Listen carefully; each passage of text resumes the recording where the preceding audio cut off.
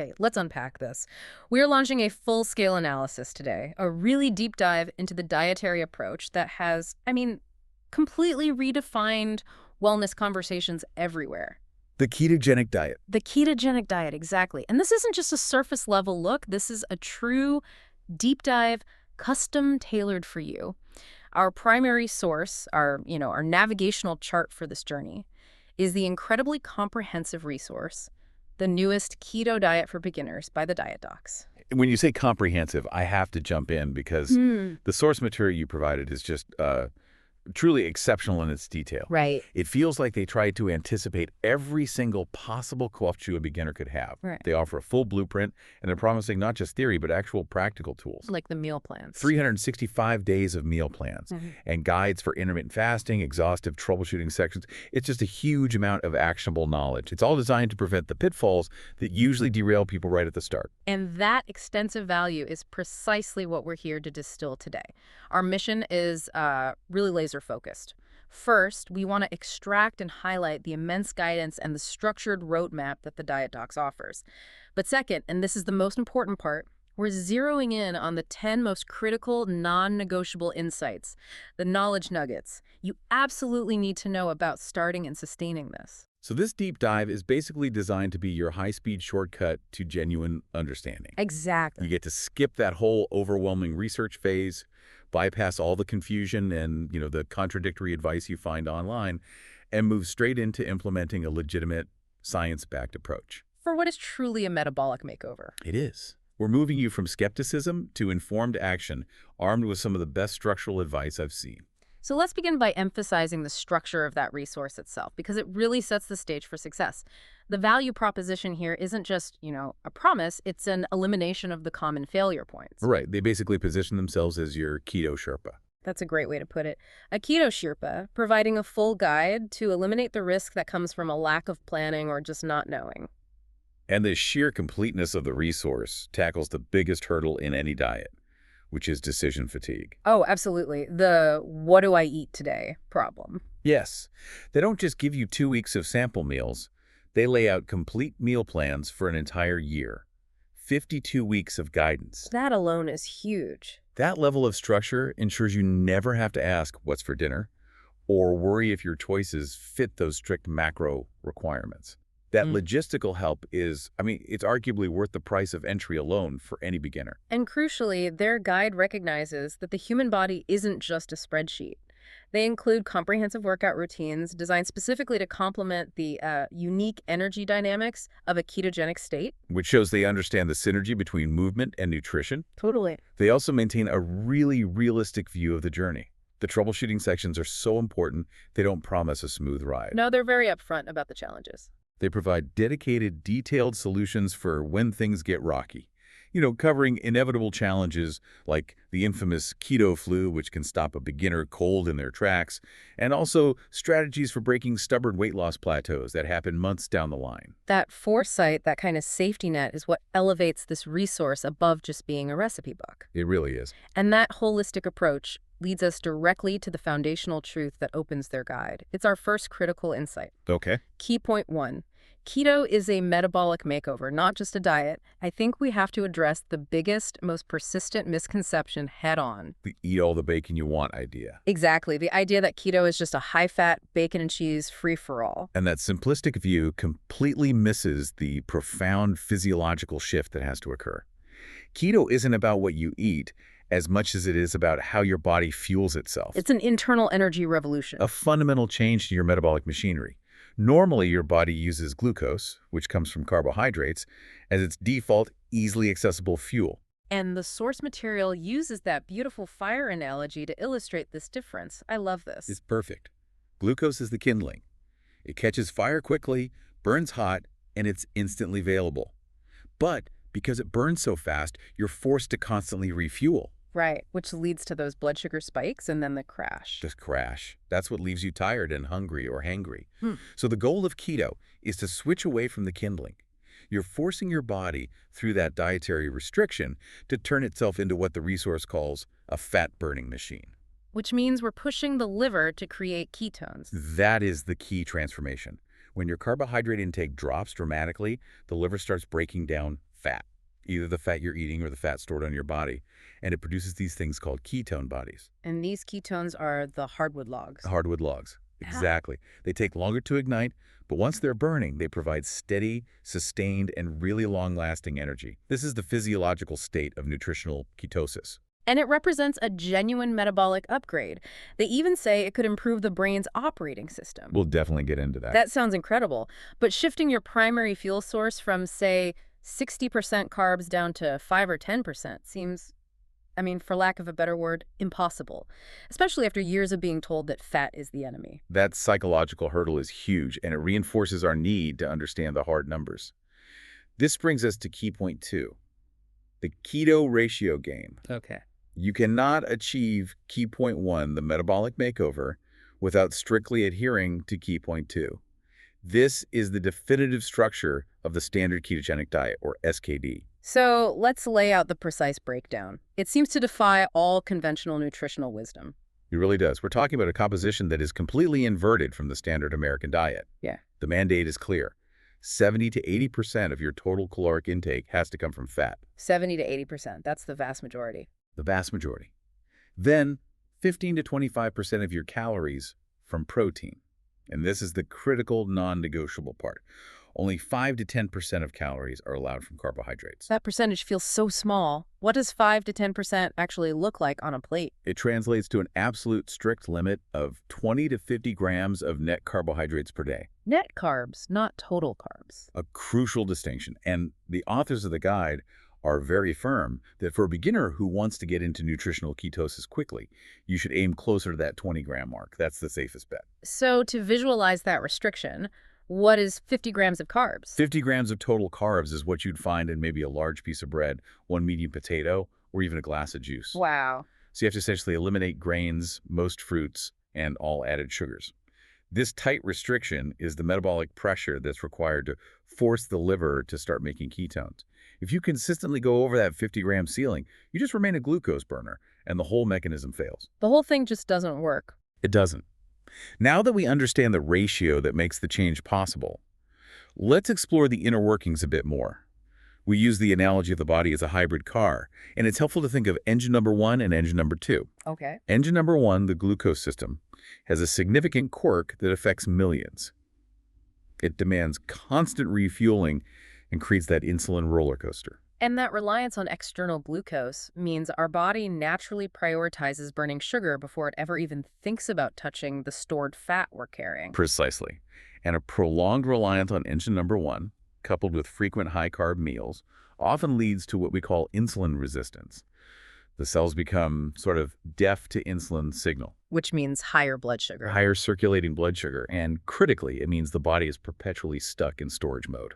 But engine number 2, the ketone system, it fundamentally rewrites that entire script. It does. Engine number 2, once it's fully engaged, provides much more stable energy because the hormonal landscape is calm. There's no blood sugar spike and therefore no crash later. And by keeping insulin low and stable, the body gains direct access to its own fat stores. Direct access to its massive energy reserve stored body fat. This is why people report such profound changes in body composition, and critically, why we hear so much about enhanced mental clarity and focus. It's just a cleaner, more efficient fuel source. So the goal is to fully engage engine number 2, but that sounds like you're just flipping a switch, and I know from the source material it is definitely not that fast. It is absolutely not instantaneous. And that brings us to key point 3, the metabolic switch and the adaptation timeline. This transition requires patience and a lot of foresight. The process is known as becoming keto-adapted or fat-adapted. So you're literally retraining your cells. You're retraining your cells, your mitochondria, your enzymes, to use a completely different substrate for energy.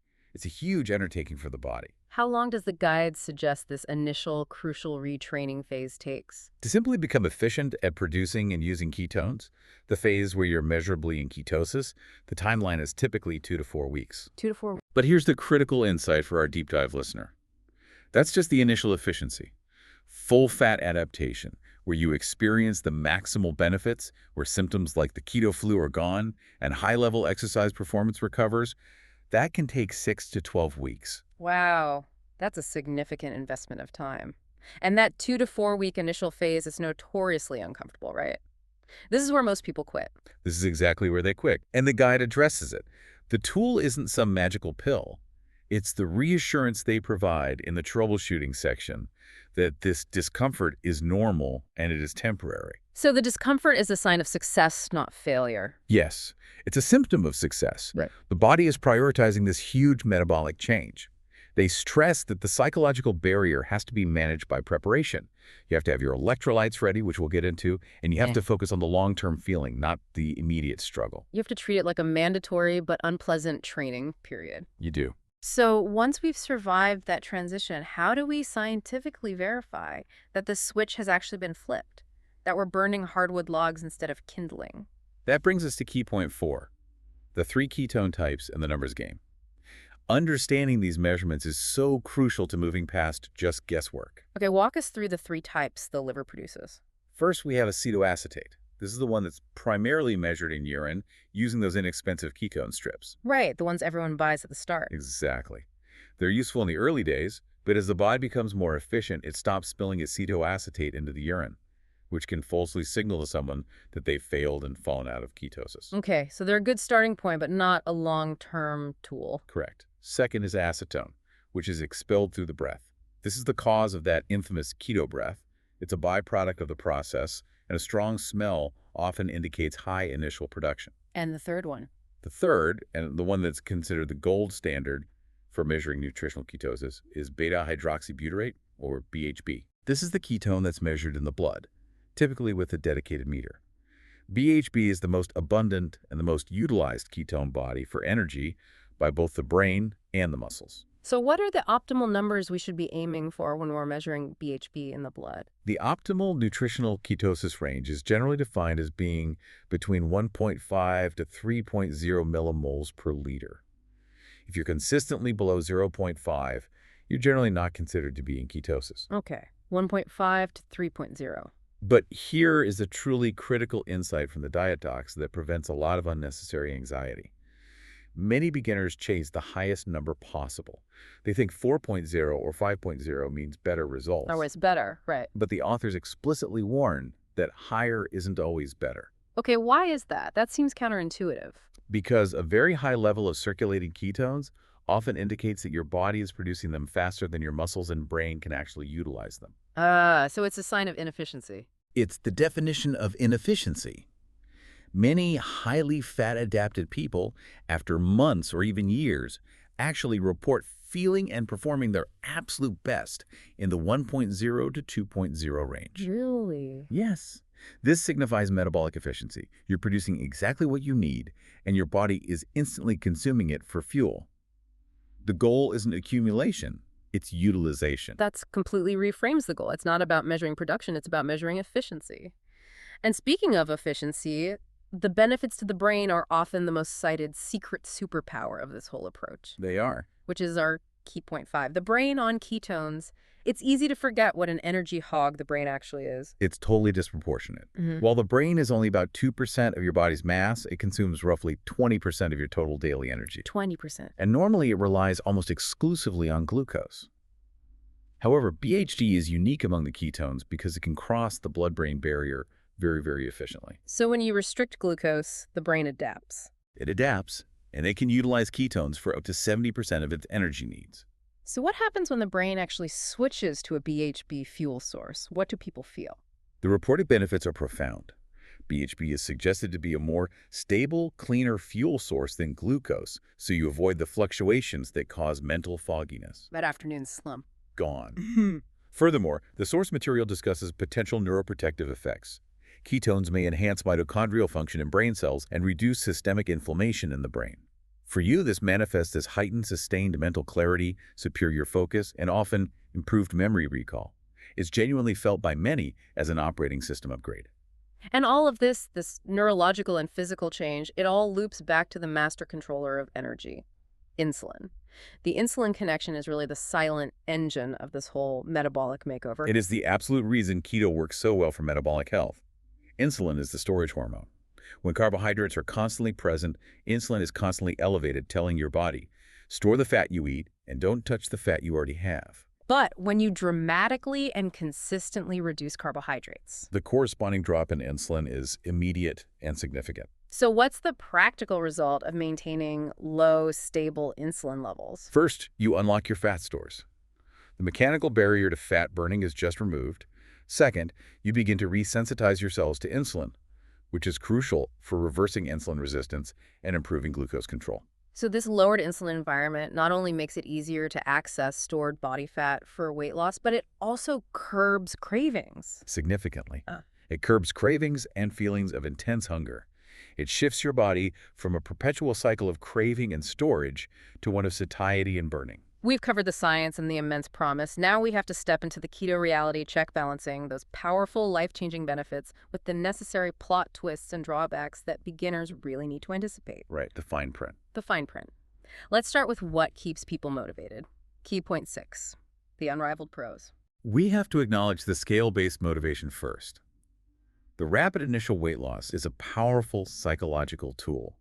The guide recognizes that seeing 5 to 10 pounds drop off in the first 2 weeks is common. But as you mentioned, we have to clarify, that's mostly water weight, right? That is. It's largely water weight being shed as your glycogen stores, which are bound to significant amounts of water, are depleted. However, that powerful initial movement on the scale is the positive feedback loop so many people need to really cement their commitment before the deeper, slower fat loss begins. The true sustainable long-term advantage, though, is what many people claim is keto's actual secret weapon. Appetite suppression. Yes. This cannot be overstated. When you drastically increase your intake of fats and protein, you're consuming the two most satiating macronutrients. Fat stimulates the release of a hormone called CCK, which signals fullness. Okay. And in addition to that, the ketones themselves seem to have a direct effect on suppressing ghrelin, the primary hunger hormone. So instead of having to use willpower to fight off hunger, the diet structure itself is providing the biological mechanism to make you feel satisfied for longer periods. Exactly. And this leads to a profound freedom from food obsession. People describe moving from being tied to the clock, needing a snack at 10 a.m., crashing at 3 p.m., to achieving stable, sustained energy that allows them to go hours, sometimes half a day, without even thinking about food. Because you're running on a huge, efficient internal fat tank. Instead of those tiny, quick-burning glucose reserves. Okay, now for the necessary counterbalance. The things the Diet Docs warns you about, which leads us to key point 7, the plot twists. If you dive into keto without preparation, you will face the famous and unfortunately named keto flu. And it is absolutely real. This is the metabolic test that most beginners fail. It's an array of symptoms that feel distinctly like a flu. Crushing fatigue, persistent headaches, painful muscle cramps, just general malaise, nausea, brain fog. And how long does that typically last? Usually between 3 and 7 days. But the key message here is that this is not a sign that the diet is failing or that it's dangerous. It is purely a symptom of that metabolic transition and, critically, a massive shift in hydration and mineral balance. So the crucial countermeasure, as laid out in the guide, is the electrolyte solution. Why does keto cause such a rapid loss of these essential minerals? Because that initial rapid depletion of glycogen also triggers a strong diuretic effect. Your body flushes water out rapidly, and along with that water go essential electrolytes: sodium, potassium, and magnesium. And the symptoms of the keto flu are almost identical to the symptoms of severe dehydration and mineral deficiency. They're the same thing. So we need to be aggressive about mineral intake. What are the target numbers the guide recommends for beginners? During the first month, proactive electrolyte management is non-negotiable. You should be aiming for sodium, 3 to 5 grams daily. That's 3,000 to 5,000 milligrams, which often requires adding extra salt to your food and liquids. Potassium, 3 to 4 grams daily.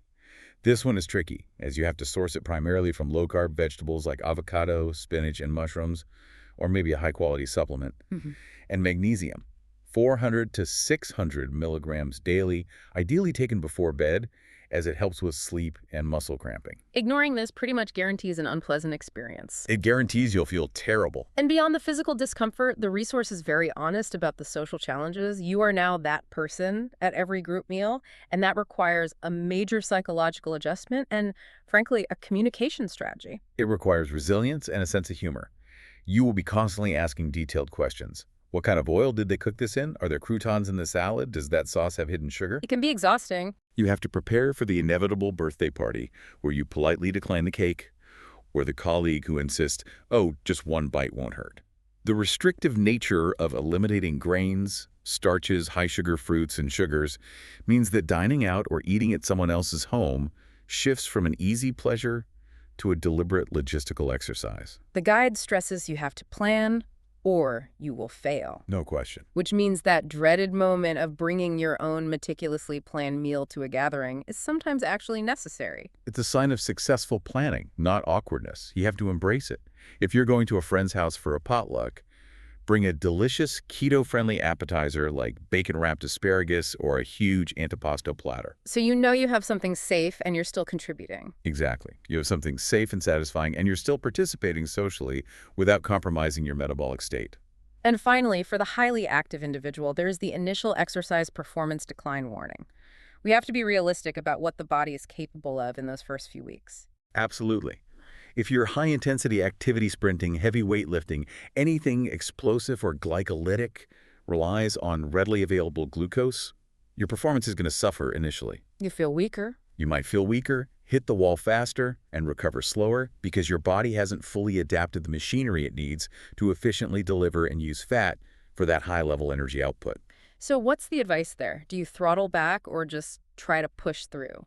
The guidance is to adjust your training volume and intensity. Focus more on steady-state cardio and resistance training that prioritizes maintenance over big gains during that first month. And the good news?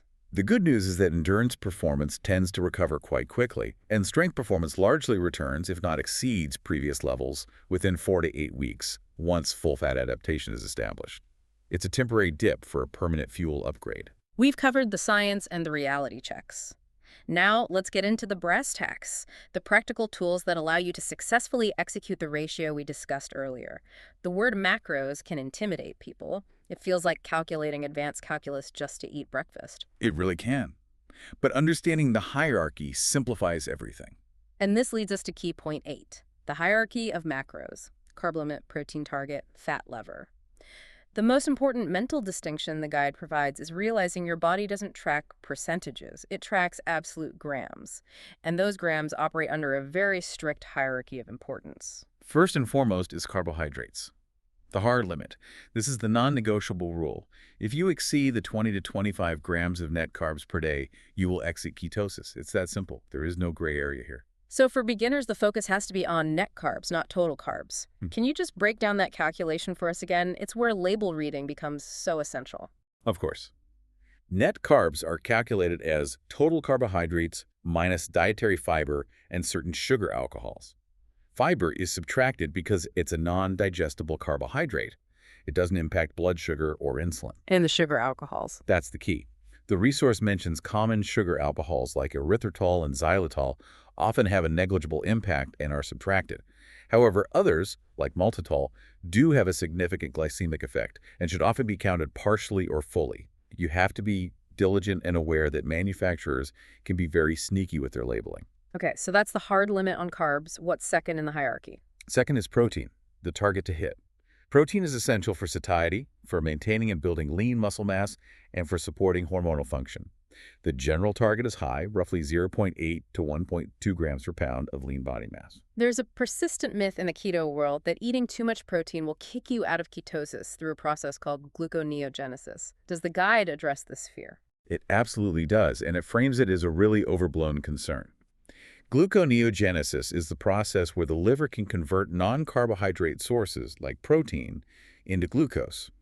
However, and this is the key, it's a demand-driven process, not a supply-driven one. So your body only makes what it needs. Exactly. Your body will only convert the protein it actively needs for immediate energy or to maintain minimal glucose levels for certain cells. You are far more likely to suffer the metabolic consequences of undereating protein-like muscle loss and constant hunger than you are to risk being kicked out of ketosis by eating a sensible protein portion. You have to hit your target. Which leaves us with the final macro, fat, the variable or lever. This is where that 70 to 80% number comes in, but the guidance here needs careful application. Right. Once you've ensured your carbs are under the limit and you've consumed enough protein to hit your target, fat is the filling agent. It's the energy lever. You eat fat until you are satisfied, satiated. But if you're trying to lose weight, you don't just, drink butter. Exactly. The crucial distinction is that if you are seeking weight loss, your body needs to start mobilizing its stored fat for the majority of that 70 to 80% energy requirement. Therefore, you do not need to force feed fat. You don't need to put butter in your coffee or drink MCT oil if you are not hungry. Eat fat to satisfaction, not compulsion. That clarity limit, target, lever is a true breakthrough for simplifying daily tracking. Now let's talk about the physical contents of the plate. Key point 9, the keto plate method for simplicity. The guide provides these comprehensive lists, but for everyday meal assembly, we can use a simple stoplight system to visualize what belongs and what doesn't. Okay. The green light foods are your foundation. This is where you find your high-quality fats and nutrient-dense low-carb vegetables. Think natural fats like avocado oil, olive oil, grass-fed butter or ghee, and high-fat, high-protein foods like eggs. Which the source calls the perfect keto food. It really is, due to its excellent macro balance and high nutrient profile. And what about vegetables? A lot of people worry about carb creep from vegetables. The focus has to be on leafy greens, spinach, kale, arugula, and cruciferous vegetables. Cauliflower in particular is the resource's keto chameleon The keto chameleon, I love that. Why do they call it that? because its texture and mild flavor allow it to be transformed into rice, mashed potatoes, or even pizza crust. It offers variety without the carb load, and it also provides essential fiber and micronutrients that can combat common keto deficiencies. Then we have the red light foods, the metabolic tripwires that will immediately halt ketosis. These are the things that have to be avoided almost entirely.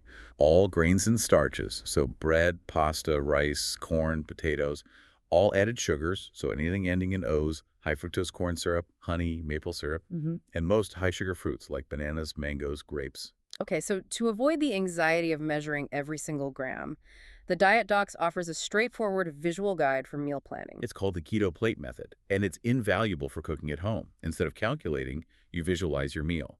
Half of the plate should be dedicated to those non-starchy fibrous vegetables, your leafy and cruciferous greens. Half the plate, okay. 1/4 should be your adequate portion of high-quality protein, like meat, fish, or eggs. And the final quarter is reserved for healthy added fats, or the fat that's naturally integrated into your protein and vegetables.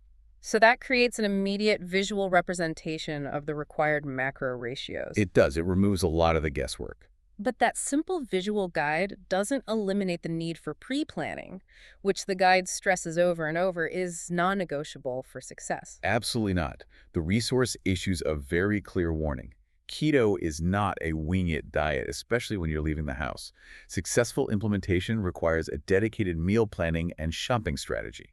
They heavily advocate for the perimeter rule when grocery shopping. Sticking to the outer edges of the store. Exactly, where you find fresh produce, high-quality meats, dairy, and eggs. The inner aisles are the danger zone of processed carbs, breads, and packaged sugars. And for those items that are packaged, the importance of label reading 101 cannot be overstated. You have to become a vigilant label reader. The guide emphasizes that you need to calculate net carbs diligently, but you also need to look out for hidden names for sugar.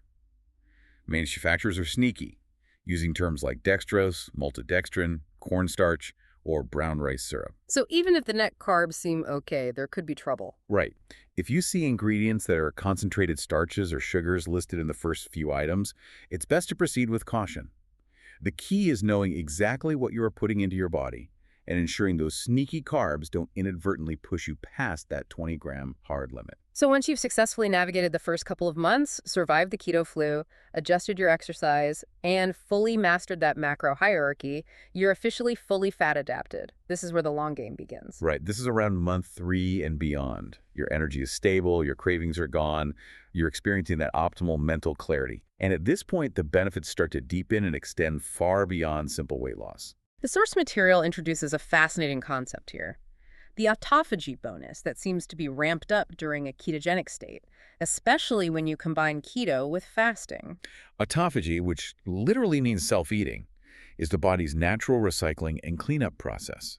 When the body is deprived of external fuel, or when it switches to ketone burning, it stimulates cells to clean out damaged, old, or dysfunctional components like misfolded proteins and worn-out mitochondria. So it's essential cellular housekeeping. It's exactly that. How does the ketogenic state specifically enhance this process? That sounds like pretty advanced science. Well, it's tied to a crucial metabolic pathway. The state of low glucose and high ketones activates what's called the AMPK pathway. AMPK is the energy sensor that recognizes when fuel is scarce, and it switches the body into conservation and cleanup mode. When AMPK is active, it inhibits the mTOR pathway, which is the growth pathway that's stimulated by excess protein and glucose. So by keeping insulin and glucose low, keto suppresses mTOR and allows AMPK to drive that cellular renewal. This process is highly linked to longevity and reduced chronic inflammation. And that cellular benefit is really what drives our final, most compelling key point. This is the argument for sustainability. The transformation is systemic. It is. Key point 10, beyond weight loss health benefits you didn't expect. The guide emphasizes that the benefits of this metabolic switch just ripple across your entire physiology. We have to start with cardiovascular health. This is often the point of greatest confusion because the diet's so high in fat. However, a well-formulated keto diet often dramatically improves critical heart health markers. Oh, so? The most powerful change is the dramatic reduction in triglycerides, Yeah. often by 50% or more, which is a key marker for heart disease risk. And at the same time, we typically see an increase in HDL, the good cholesterol. But what about LDL, the so-called bad cholesterol? That's the primary point of contention when people criticize high-fat diets. And this is where the deep dive insight comes in. It's not just the amount of LDL that matters, but the type of LDL. Ah. The high-carb standard diet tends to produce small, dense, dangerous LDL particles, which are highly inflammatory and can penetrate the arterial wall easily. A well-formulated keto diet tends to shift the cholesterol profile toward large, buoyant, fluffy LDL particles. Which are considered less harmful. They're considered metabolically benign and are far less inflammatory. The guide suggests paying attention to the overall particle size and the triglyceride to HDL ratio, which often improves dramatically on keto. So it signals better overall cardiovascular health despite what some might assume based just on total LDL numbers. Exactly. Next, let's discuss the huge impact on hormonal harmony, particularly for those dealing with metabolic dysfunction. The insulin-lowering effects of keto are crucial for hormonal balance. Conditions like polycystic ovary syndrome, or PCOS, are heavily driven by insulin resistance. By stabilizing insulin, keto helps manage the central driver of the condition. Which can lead to real improvements in symptoms. Improvements in symptoms, better regulation of menstrual cycles, better fertility markers, and for everyone, that stable hormonal landscape is a benefit. Leptin, the hormone that signals fullness, often becomes more effective. Ghrelin, the hunger hormone, often decreases.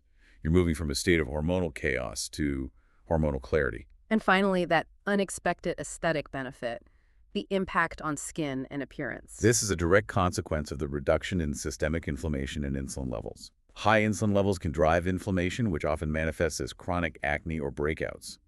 By eliminating that high sugar roller coaster and lowering overall inflammation markers, people consistently report clearer skin, reduced redness, and just an overall improvement in skin texture. The body is simply less inflamed. And under less internal stress. Understanding all of these comprehensive benefits is really what makes the mindset shift from a temporary challenge to a sustainable lifestyle. It does, and the source material emphasizes this greatly. You have to move from the short-term, temporary thinking of I'm on a diet to the permanent identity of this is how I eat. And to help with that longevity, they introduced the concept of the 80-20 rule for life. They're realistic. They stress that achieving perfect adherence 100% of the time is stressful and it's unsustainable.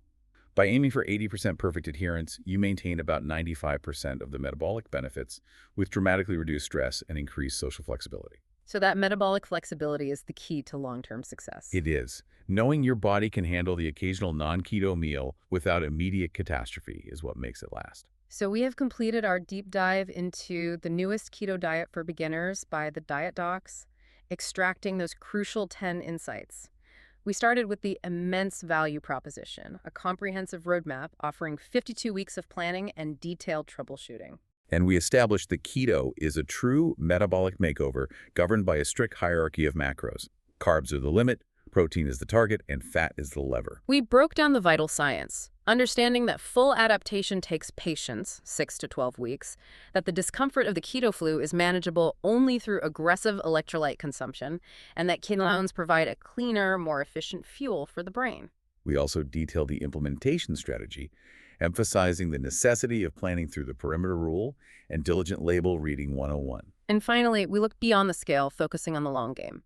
The systemic benefits of cardiovascular improvement, hormonal harmony, and that cellular renewal process driven by autophagy. The roadmap is complete and the science is clear. And the ultimate message from the authors is really one of empowerment. There is no single perfect way to do keto. There is only your way. The focus should be on tangible progress, not on some unattainable perfection. Right. And now that you possess this level of foundational practical knowledge, you will start to notice the ripple effect. The ripple effect. The health transformation of this magnitude doesn't just change your body. It changes your capacity for life. Your increased energy, stable mood, and overall vitality will inevitably affect everyone around you, your family, your friends, your coworkers.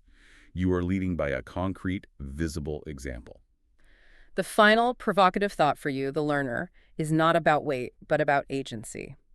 The real revolution of keto is realizing that you have the power to fundamentally influence and optimize how you feel, how you think, and how you perform every single day. The commitment you build now, the resilience to push through that 2-week dip, the dedication to label reading, is an investment not just in your current well-being, but in your future self and the legacy of empowered health you build for decades to come. That is a deep dive completed. Now go revolutionize your health.